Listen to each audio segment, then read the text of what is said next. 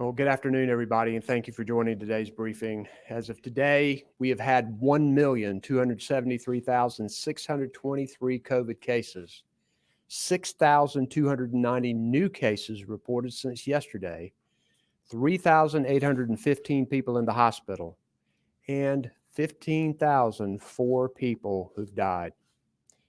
Sadly, most all of the COVID deaths that are now occurring are preventable with a safe, easy, free vaccine. And I want to thank the millions of North Carolinians who've stepped up to get one, but we need more people to get vaccinated. How many more people have to get sick and die because people don't get this miraculous, God-given, effective, and extraordinarily safe vaccine? How many more people will have to witness the painful, cruel death of a loved one to finally see that vaccines are the way out of this? Today, Dr. Mandy Cohen, our Secretary of the North Carolina Department of Health and Human Service, will walk through the data to show our statewide COVID trends. The numbers aren't good, especially the number of people in the hospital and dying. We can't stress enough. By far, the most people hospitalized by COVID right now are unvaccinated. For the most part, ending up in the hospital because of COVID is largely preventable. COVID-19 vaccines are continuing to do their job by stopping most of the severe illness and death among those who've had their shots, and they remain our best tool to end this pandemic. And remember, these safe and effective vaccines are available all across our state, regardless of whether you have health insurance. They are absolutely free. If you're still unsure about getting one, how about get off social media and get on the phone with your doctor? That's the best place for accurate medical information. While vaccines are the best protection from COVID-19, effective treatment is also available if you do get infected. If you test positive and have mild to moderate symptoms, I encourage you to talk with your doctor about the treatment of monoclonal antibodies. They've been shown to be effective at preventing hospitalization and severe illness once you already have COVID. This shows how important it is to get a COVID test, because this treatment has to be administered within 10 days from the start of symptoms. And of course, your doctor will make the final decision on whether monoclonal antibody treatment is right for you. Last week, I signed an executive order to make it easier to get monoclonal antibody treatment by increasing the number of places that you can get it around the state. North Carolina is also working with FEMA to set up several sites where this treatment will be administered. We hope that by preventing COVID-positive patients from developing more severe illness, we could save lives and take some of the strain off our hospitals. Now, I'd like to ask Dr. Cohen to present our data and to provide other updates. Dr. Cohen.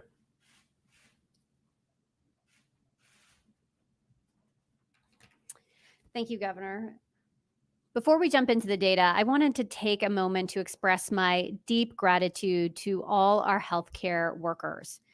They put those shots in arms, swab noses for tests, administer the monoclonal antibody treatment the governor mentioned, and care for the many people in our hospitals. So much has been asked of our healthcare workforce, and yet they continue to give. Thank you. One way we can all show our appreciation and lift some of the burden off of our healthcare providers is by getting vaccinated now. Okay, let's dive in and take a look at the data. This first graph looks at people who come to the emergency department with COVID-like symptoms. It's our earliest detection mechanism. And you can see when looking at that yellow line, it rose dramatically through July and August. However, if you look at that far right, there may be a glimmer of positive news. For the first time since this summer, the line looks to be leveling. Next, we look at COVID cases. This first graph shows you the trajectory of new cases each day since we had our first case back in March of 2020. The peak in the middle of the graph is back in January of this year, before vaccines were widely available. Now, I want you to look to the right of the graph and notice how steep that yellow line is in recent weeks. This summer, we have experienced the fastest rise in cases since the pandemic started. Let's zoom in and look at just the last few weeks in terms of new cases. So on this graph, we're looking at cases from early July through today, and you can see that our cases remain high, and we are now averaging about 6,000 new COVID cases each and every day for the past week. This rapid increase is because of the Delta variant of COVID-19, which spreads much more easily than the original virus, and it's leaving unvaccinated people very vulnerable. Our case rates are highest for children 17 and younger. For the week ending September 4th, they made up almost a third of the state's new COVID-19 cases. That's the highest percentage since the pandemic began. We've seen some good news in terms of cases when it comes to our long-term care facilities. With more than 80% of most residents vaccinated, fewer of those residents are testing positive for COVID-19, even when there's an outbreak. All right, so next we're going to look at the percent of tests that are positive. This graph also goes back to early July, and looking at the yellow line, our percent of positive tests has been above 10% since the beginning of August, and that's well above our 5% goal. As the governor mentioned, anyone who has symptoms of COVID or has been exposed to COVID should get a test as soon as possible. We have a treatment that must be given within 10 days of your first COVID symptoms. So getting tested early is really important. While vaccines are our best protection from COVID, the treatment, this monoclonal antibody therapy, may reduce the risk of going to the hospital or for getting severe symptoms. And in good news, we saw a 73% increase in monoclonal antibody administrations during the last week of August compared to the week prior. And you can learn more about monoclonal antibodies at covid19.ncdhhs.gov/treatment. Now, on our next graph, we look at day-over-day hospitalizations. This graph also starts in early July, and this trend is one of our most worrisome metrics. You can see, looking at the yellow line, that this trend has increased rapidly. Today, we have more than 3,800 people in the hospital for COVID, and we are closing in on 2 straight weeks with more than 900 North Carolinians requiring an ICU or an intensive care unit bed. This is the most we've seen since the pandemic has started. And now it's important to note that a third of the people who are hospitalized right now with COVID are under the age of 49. Our hospitals are strained. Hospital leaders, doctors, and nurses are pleading with people, please get vaccinated, to not only protect yourself from COVID-19, but to help make sure that the hospital care is there for people who need it, whether it's someone who has COVID or needing cancer treatment, a heart attack, or a life-threatening health crisis treatment. This next slide looks at what's happening at the local level. This is a map from the CDC that shows the level of community viral transmission here in our state. And as you can see, all North Carolina counties are red with high levels of viral transmission. That means everyone in North Carolina should be following the CDC guidance and wearing a mask indoors in public settings until more people are vaccinated and viral transmission decreases to moderate or low levels. All schools should be requiring masks to keep everyone in school for in-person learning. Okay, so now let's look at our statistics around vaccination. Today, 59% of North Carolinians ages 12 and older are fully vaccinated. 62% of those 18 and older are fully vaccinated, and 86% of those 65 and older are fully vaccinated. And I want to thank the millions of North Carolinians who have already been vaccinated and are protecting themselves, their communities, and our children who cannot yet get vaccinated. On our last slide here, it shows the percent of population who are fully vaccinated by age groups. And here you can see only 35% of children ages 12 to 17 are vaccinated, and only 40% of young people ages 18 to 24 are vaccinated. Now, I encourage teens to visit teenvaxfacts.com to get information and resources they need to educate themselves about COVID-19 vaccines. We're also working to make it easy and hopefully fun as possible for young people to get their shot. Now, through September 12th, you can get your shot at Owens. They're giving people who get vaccinated there a free ticket to their Winter Fest event. With hospital capacity severely strained, we remain at a critical point in the pandemic.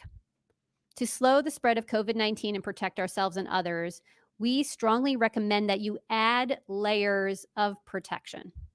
Obviously, get vaccinated. Wear a mask when you're indoors in public settings. Get tested if you have an exposure or you have symptoms of COVID, and then seek treatment early for COVID. And I want to thank again everyone who is doing everything they can to help us get through this moment and protect one another. Please talk with your family and friends who are not yet vaccinated. Help them to get accurate information and urge them to get their shot now. Ask them to join you in vaxxing up and masking up. Thank you, Governor.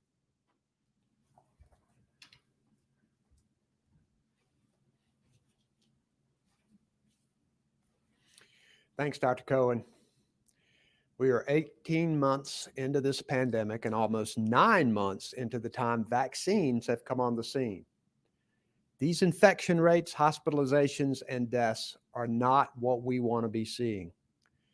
The key to ending this pandemic, of course, is the vaccine. There's still time to protect yourself. And we all need to do our part to get the shot and talk with our friends and family who are still hesitant.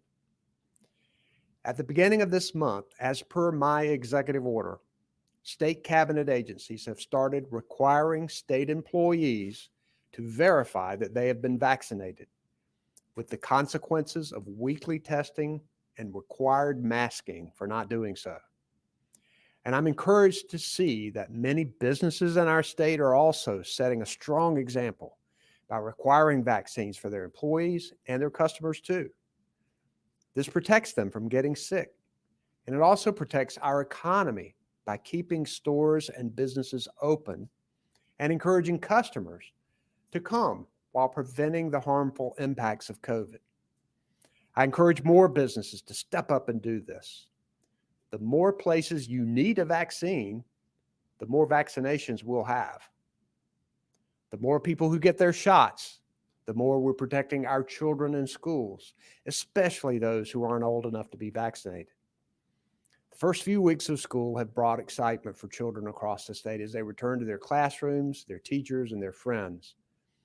But we know the first weeks of school have also brought more COVID cases among school children, which have led to some quarantines. This has been and will continue to be especially true when schools don't have strong mask requirements in place. At the time of our last COVID press briefing, 74 school districts covering roughly 64% of our children statewide were requiring masks. Today, we have 109 districts covering more than 96% of children with mandatory masks. That's a remarkable increase.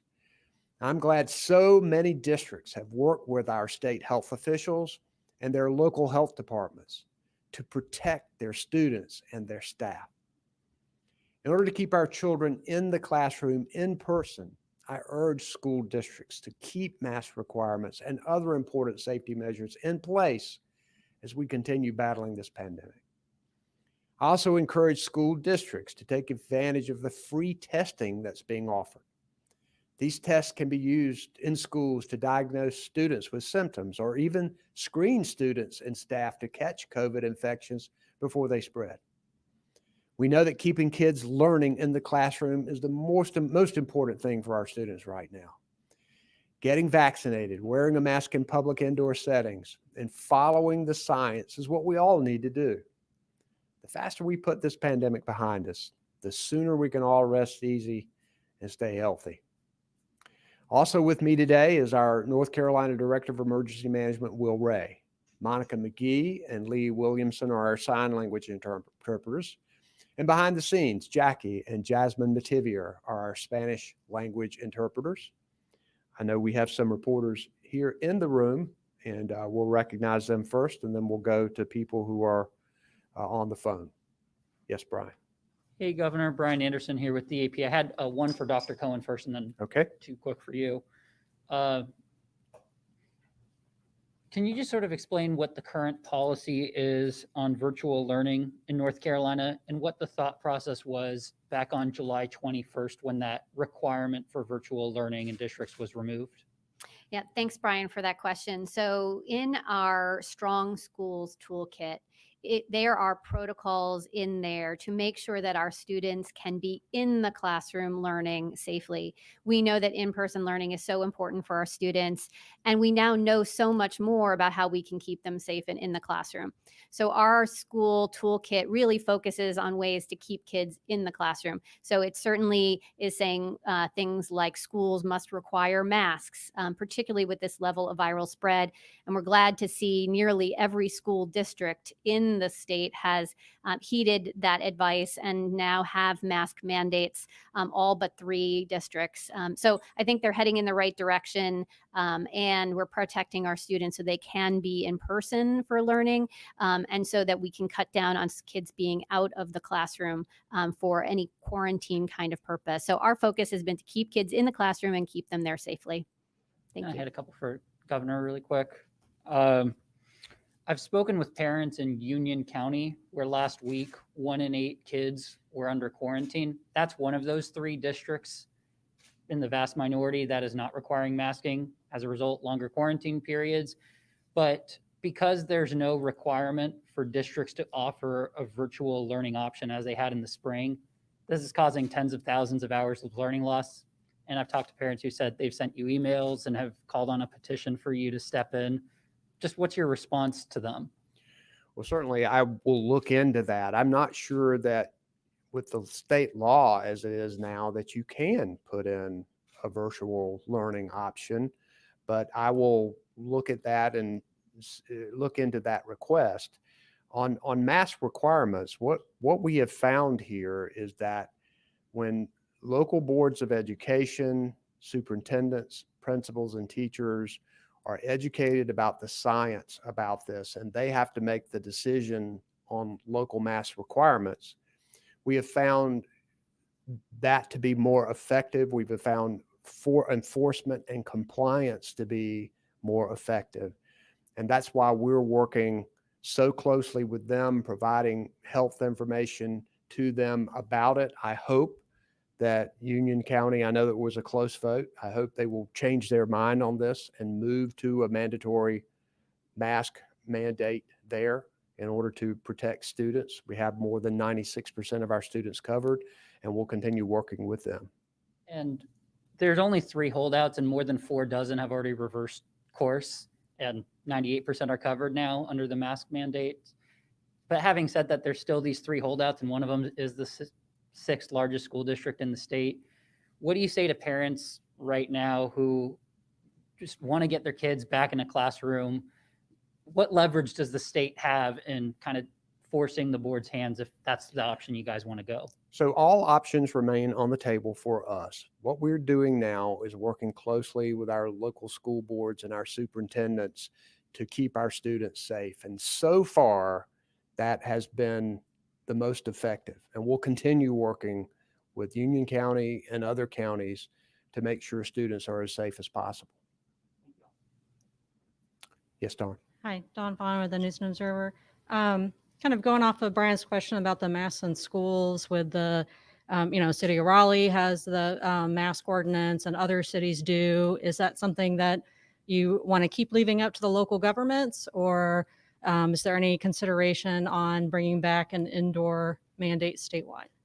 So we are laser focused on getting people vaccinated. We are spending a lot of our time encouraging businesses, working on our state employee requirement of vaccinations, making sure that vaccinations are available all across our state. It's pretty clear that people know that it's important to wear a mask indoors. The CDC has been recommending it. We have been recommending it. We encourage local governments to put mandates in place. We encourage businesses that when their customers come in, we think they're going to get more business if they require people to wear masks, because people will feel safer when they go in. But we're going to continue working with them. All options will remain on the table. But right now, I think we're doing the things and using our authority in the most effective way, like waiving regulations to get more vaccinations out, to move monoclonal antibodies in different places across the state. And I think that what we've done so far is the most effective use of the governor's authority in this situation. Other states have required teachers to be vaccinated. Is that something that you would consider statewide? I know you've been asked this before and said it, the local level for that. Is that something you still think should be at the local level as far as any requirement for vaccinations for teachers? Again, I will say that all options remain on the table. One of the reasons that we moved teachers up in the vaccination priority is because we knew it was important for them to get it. And right now we moved to have state employees and cabinet agencies required to verify that they've been vaccinated. I hope that local school systems will move toward this. I hope more teachers will understand that it's really important to protect their students. For them to get vaccinated, it's also important to protect themselves. A question for Dr. Cohen. There have been public complaints about, large college football games with everyone outside. Is there any concern with masks outside, or is that not as much of a factor because it's outside?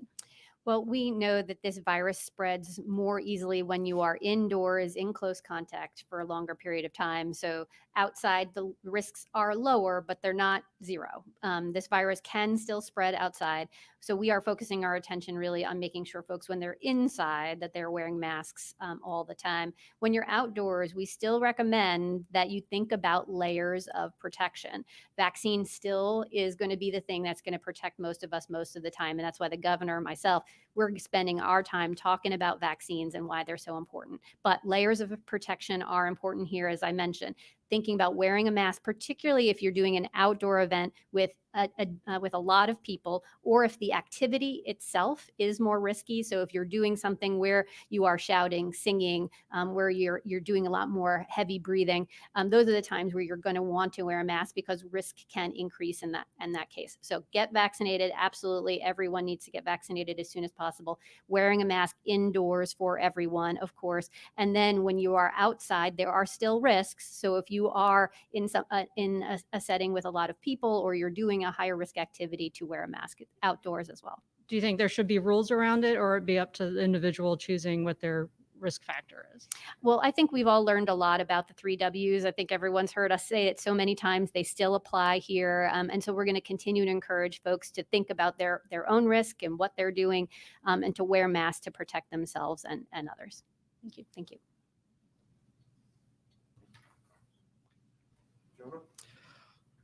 Hi, Governor. I'll just start on the same thing. First of all, are you planning to go in any college football games? I may very well, but I'll tell you, this vaccination effort we're putting on is keeping me pretty busy. You But planning? I'll watch them on TV. Are you going to go to the fair?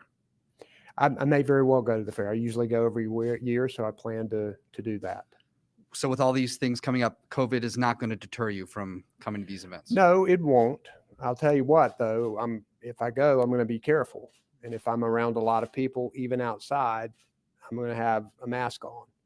And I'm not immunocompromised. I think everybody has to look at their own situation and make decisions for themselves, particularly people who have not gotten a vaccination. This is a real problem for them to be out in large crowds and to be in places where they are not wearing masks. And people who are vaccinated certainly are better protected there. We've been here before, and you've said that all options remain on the table. I guess my question is, what are you waiting for? Because for 18 months, at least 18 months ago, the talk was we're doing all these restrictions, the executive orders about flattening the curve. There's no flat curve. In fact, it's kind of out of control now, and the hospitals are overwhelmed. We're seeing things now that we haven't seen in many months.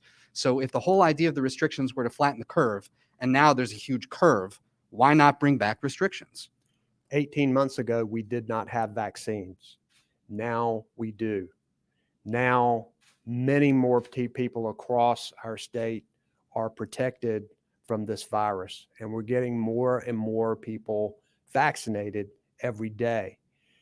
That's what's going to work. That's where we're going to continue to be laser focused.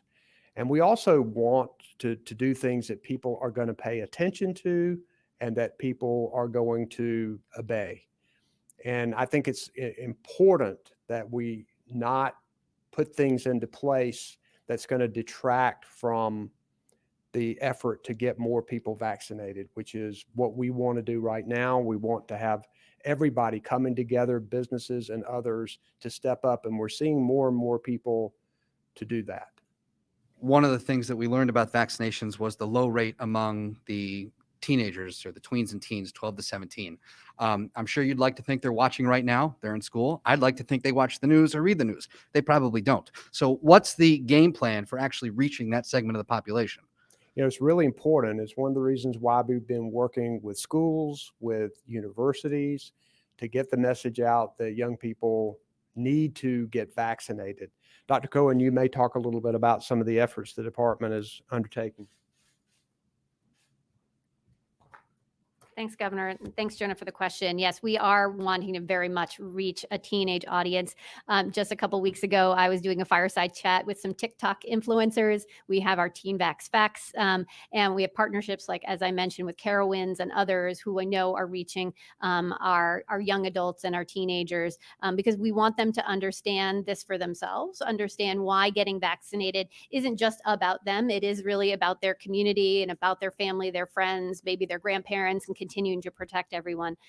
So we want them to get their own good information, make sure they know where that is.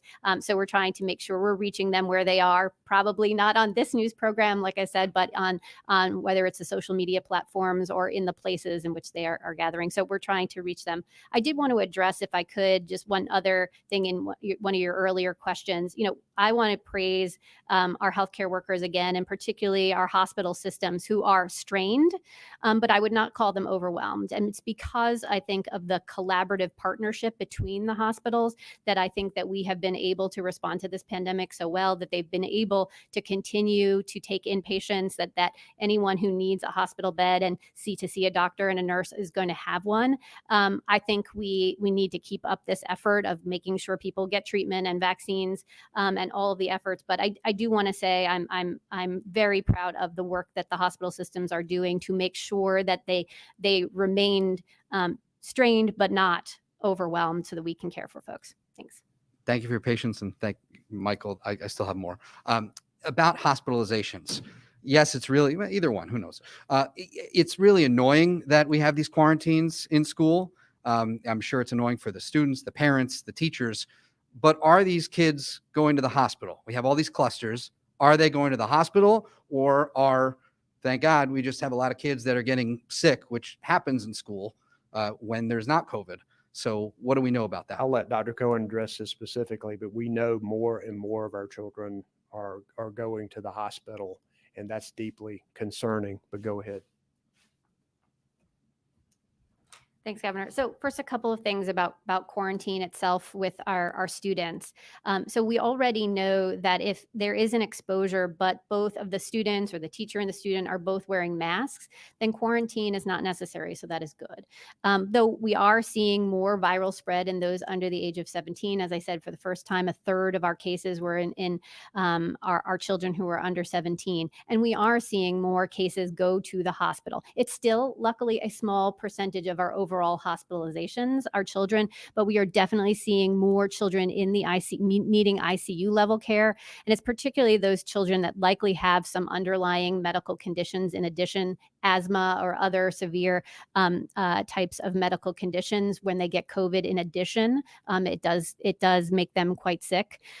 As always, COVID luckily has not been as severe for our kids as it has been for our adults. But when we just see the amount of viral spread where there is, we're going to see more kids get sick, more kids unfortunately get severely sick. And so what we all need to do is work together to make sure we can get less virus circulating around. And the best way to do that is for us all to get vaccinated. Thanks. Belated Good Yontif.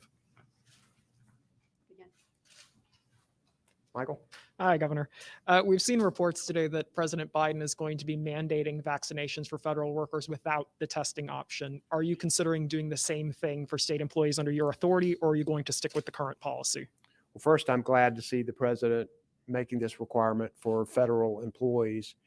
It's going to take at least 45 days for them to ramp up to set up the verification process, which we have been doing now for weeks, to be able to know who is vaccinated, who is not, whether there is a medical or religious exemption, and putting all of that into place.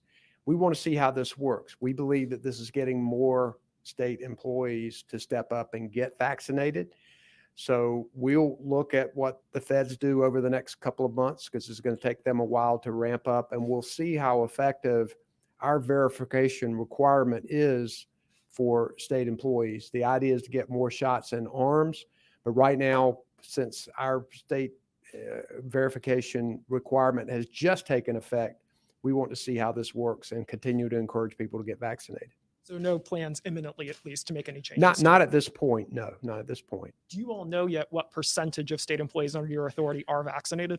We don't know yet, but we'll be able to provide that to you in a week or so, because right now state agencies are downloading their information. That I think the system went live on September the 4th, but a lot of that information is being gathered, and we'll have a report in a week or so about how many state employees have verified that they've been vaccinated and where we are with that situation.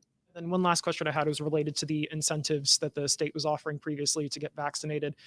The one I heard the most positive feedback about was the cash card program, particularly that it helped people to take time off work, pay for childcare. Are you considering bringing that back, since there were people who did want to take advantage of it? We may very well. Dr. Cohen, you want to talk about that? Thanks, Michael. We did sunset the program as of the end of August, but yes, we have heard that has helped and motivated folks. But also, we recognize that to get your vaccine, you have to take time off of work, and when you're not at work, for a lot of folks, they're not getting paid and they need transportation costs. So we recognize that there is a value add there. So we definitely think we will have pockets of where that will be available. Unclear if it's going to be across the whole state or just in certain places. We're looking at that right now. Thanks. Adam? Yeah, Adam Owens, WRAL News. You mentioned earlier, Governor, that there is increased concern that the youngest among us are starting to more and more show COVID sickness. What level is that concern? And do parents need to be, we're starting to see it pick up now, do parents need to prepare themselves that we will continue to see an increase in COVID in our children? Dr. Cohen, I'm going to let you address that. So a couple of things I would say about COVID and our kids. First, as we've always seen, luckily COVID seems to be less severe in our children than it is in our adults. However, there is a lot of virus circulating in our state, and that virus is really going to those who are unvaccinated. And we know that every child under the age of 12 is unvaccinated. And I showed some data earlier about our lowest vaccine rates are in our 12 to 17-year-old, right? So our kids are the most unvaccinated. This virus is seeking out the unvaccinated. So we are seeing a lot more cases in those that are 17 and under. But again, they are often less severe cases, but there is always a spectrum, right? There are going to be cases where some kids have a very simple cold and other kids get really sick. And it's not always clear which kid is going to fall into what category. And that's why we all have to work together to make sure that we're lowering that rate of viral spread. We're all getting vaccinated. We're all wearing masks, doing the things that we need to do. I will say, as a parent of two children who are unvaccinated, I have a 7 and a 9-year-old. They also go to the Wake County schools. I feel good about them going to in-person school when we are using those safety protocols.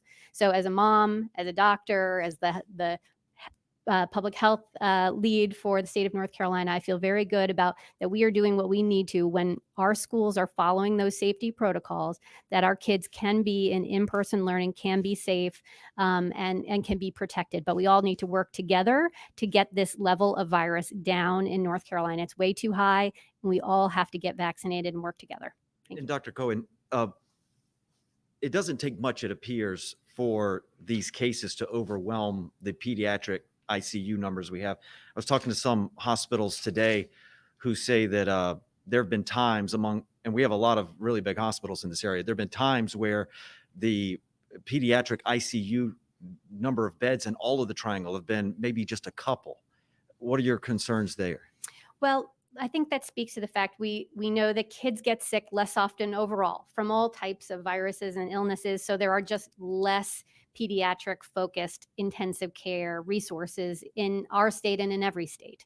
And so when we see something that is traveling around our children and are making them sick, we know we're going to be utilizing those resources and potentially putting a strain on it. And I think that's why you're hearing our message today to say we have to work together on this.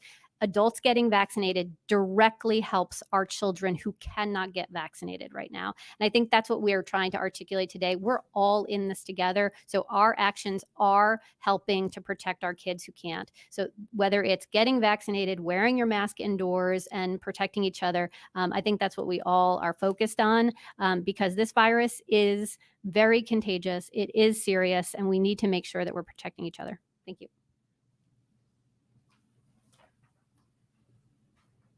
We'll now go to the phone. Have the first question. Our first question is from Vanessa Rufus with WCNC. Hi, thank you so much for taking my question. I wanted to see if I could revisit some of the prior questions that we talked about with Union County schools and their decision thus far to not mandate masks in the classroom. I was just curious to see specifically how you plan to continue to work with those districts. I mean, other than, I think you had mentioned trying to put out more education, but is there anything else that you're doing to try to convince districts on their own to put masks in the classroom? Well, one of the things that I think some of these districts who did not have mask mandates are finding out is that they have a higher level of the spread of the virus and more quarantining occurs, and therefore children are not in school in person as we want. And a number of those counties have gone to a mandatory mask mandate because of those issues. We don't want to see that in any county across North Carolina, but we're going to continue to work with their public health director, with these school boards. We have a toolkit that provides a lot of safety measures, not just masking, but a lot of other safety measures. For example, they could, in these counties, require more screening testing. They've got a number of tests that they can use to screen students to make sure that we slow the spread by getting positive students and staff out of the schools. So there's a lot we're going to continue to do together to continue to get people vaccinated and to work toward getting through this pandemic. Next question. Our next question is from Richard Craver with the Winston-Salem Journal. Yes, Governor, this is Richard Craver with the Winston-Salem Journal. I had a couple questions for you. One is, where do you stand on the legislation involving the North Carolina High School Athletic Association? The bill is now cleared to Senate and your expectations of that.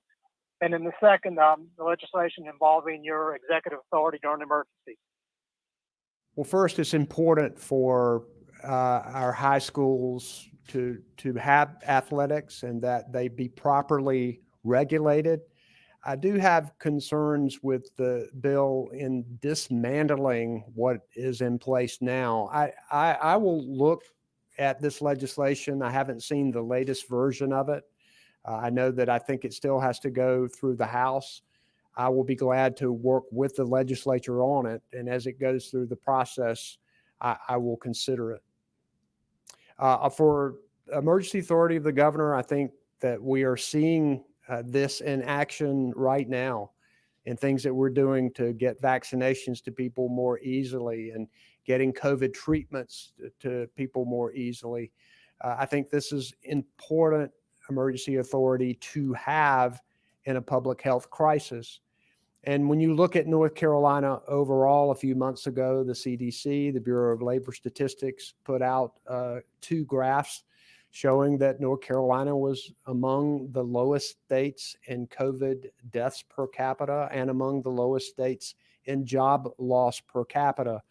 I think the steps that we've taken for this state are positive to protect the health and safety of North Carolinians. Things change very quickly during this pandemic. So I think that authority is important and will continue to be as we fight this virus. Next question. Our next question is from Derek Dellinger with Fox 46. Thank you for taking my question. This is Derek Dellinger with Fox 46. I've following up a little bit on Jonah's question from a little bit earlier. We heard from some local governments, also some school districts, who say the onus should not be on them to be making some of these decisions because people are traveling outside the counties, outside the districts for masking. To those governments, to those municipalities, to those governing bodies, what do you have to say to them to basically say, hey, you should be doing this and not us? Well, we have provided the school systems with a toolkit, and we have strongly recommended everything that is in that toolkit. And when school boards, superintendents, faculty have to take the time to understand it and to consider it, we've seen more effective enforcement of the things that are in the toolkit. So I think it's important. Yes, there needs to be statewide authority, and we need to use that judiciously, and sometimes it's appropriate to use it all across the state. But throughout this pandemic, we have encouraged local governments to step up and do the things that they need to do, and sometimes doing even more than what the state requires. And we want to continue that relationship with them, providing them with information and letting them make decisions at the local level. Next question. Our next question is from Rose Hoban with North Carolina Health News. Governor, Dr. Cohen, thanks for taking our question. We've been hearing from people that it's harder to find testing. And you were talking about getting people tested more readily so they can take advantage of the monoclonal antibodies. You're standing up sites for the monoclonal antibodies. What about sites for testing? What are some of the resources that you're going to be bringing to bear? We are doing that. And in fact, a number of the hospitals and emergency departments have told us that people are often going there for testing. And we know that they are burdened now with sick people who are coming in. So we have worked to set up special clinics and places people can go to get tested. And I know Dr. Cohen has more specifics on that, so I'll let her address it. Hi, Rose. And just to let everyone know that if you need a COVID test, you can go to our website. There is a tool that allows you to find testing locations. Certain ones are put on by the state and are completely free. Others there are thousands of them across the state of North Carolina. And we are doing an enormous amount of testing in these testing sites, some of the highest amount of testing that we've done. I think it is why we're at a different moment in this pandemic than we were even a year ago. Our ability to do an enormous amount of tests each and every day with fast turnaround time continues. I'm really grateful for the partnership with a lot of our labs that have really built up their capacity and can even handle more capacity to do lab tests, which is great. I'd also mention that there are different testing modalities available. So you can get home testing right now. You can order them free from us. Again, go to the DHHS website and you can find out more information about free home testing as well.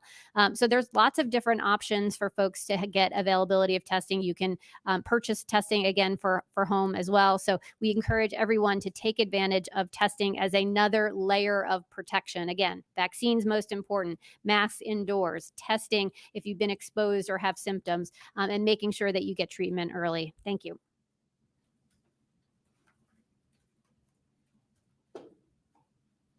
Next question, please.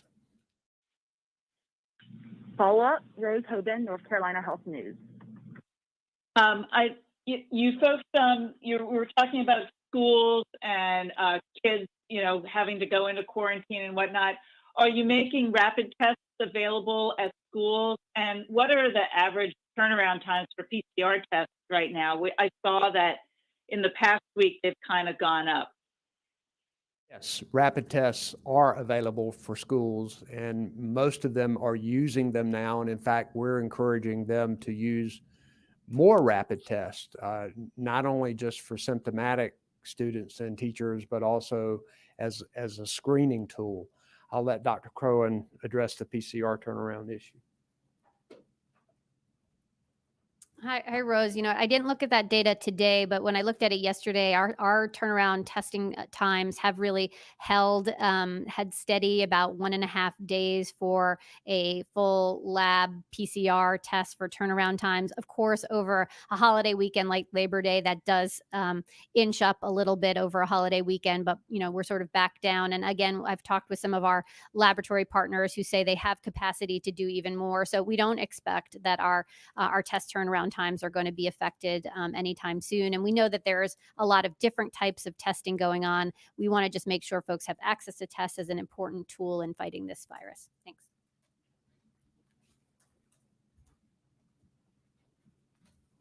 Next question.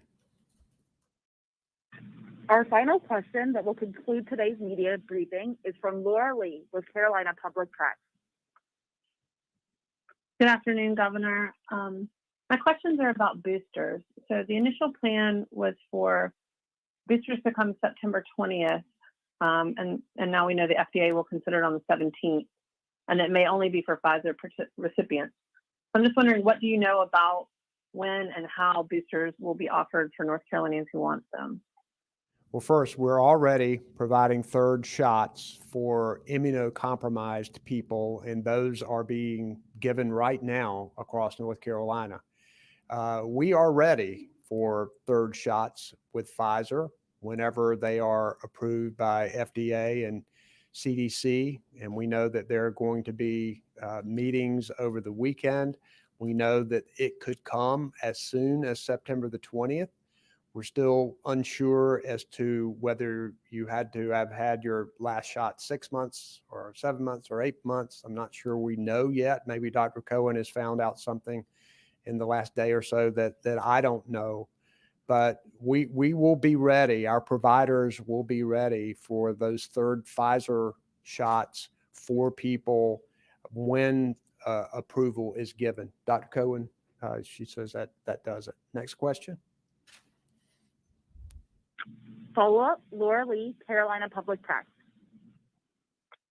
I guess just in terms of the logistics of that, in the first rollout, you all had a federal allocation amount that you would receive, and then you had until the end of that week to direct where the doses the following week would go. If we're on a September 20th deadline, that would mean allocations for next week. So I'm just wondering, have requests been made? What preparations have been made for the possible rollout? And do we know anything about, how many doses and where those doses will go? Will it be primary care providers, or will it be, as it was in the first rollout, primarily hospitals? In staff meetings, I've been amazed at this precise work that this team has done to be ready for third shots when they are approved. One of the things that we know will be a little different this time is that a lot of people went to some of our high throughput areas, like athletic stadiums and Friday Center and Chapel Hill. And so they may be thinking that those are the places to go to get third shots as well. And there probably won't be many, if any, of those this time. And we're going to be encouraging people to go to our pharmacies and other providers across the state. And yes, there is a plan as for specific numbers. Dr. Cohen, and you might want to elaborate on what I've said as well. Thanks, Laura. So unlike earlier in the year in December and January, when supply was extremely limited, as we look forward into the next few weeks in terms of boosters, supply is very different. So we do have a lot of supply here in the state. We are already making some projection planning and making sure our providers are ordering, but the ordering is not as tight nearly as it was back then. So supply is really not the issue. But I do want to reiterate what the governor said is I do think the access points are going to be different than what people saw when they got their first rounds of vaccines earlier in the year. So we're not anticipating, as the governor said, the higher throughput sites, because now we have built up a vaccine infrastructure where there are more access points, we have more supply. So we do intend to utilize those access points, our pharmacies, our primary care doctors, our public health departments. So that is where you're going to see us direct folks for their booster shot. Once again, we have to wait for the FDA and CDC to give us the go ahead to do that.